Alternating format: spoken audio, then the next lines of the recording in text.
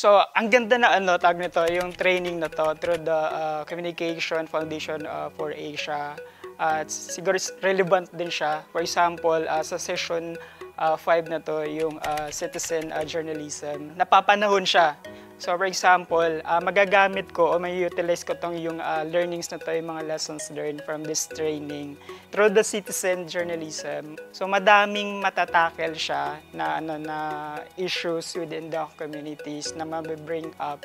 At the same time, makikita natin kung paano ito mabibigyan ng solutions. Kung hindi man solusyon, at least ma-mitigate o mitigation within the issues po doon sa communities. At the same time, siguro the application is yung kung ano man po yung yung lessons learned na from this training is magkakaroon ng parang re-echo doon sa communities. Yung natutunan ko is magiging din nila, parang magiging tool din na sila mismo is magagamit din po nila.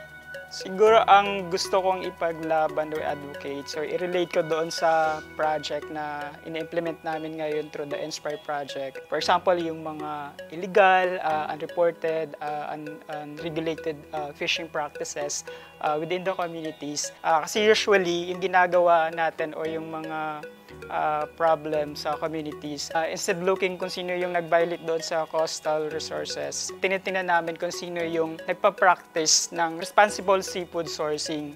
So, sina-champion namin sila na may utilize through the project na mayroon pa rin gumagawa ng responsible seafood sourcing sa communities. Siguro dito, through this training na sabi ko na enhanced yung parang kung ano yung hobbies ko, yung gusto kong gawin na at the same time na hindi lang ako yung magbe-benefit or may dami makututunan, at least yung learning na to is mapapass through ko doon sa mga partner communities po namin, especially doon sa mga coastal communities na ng project.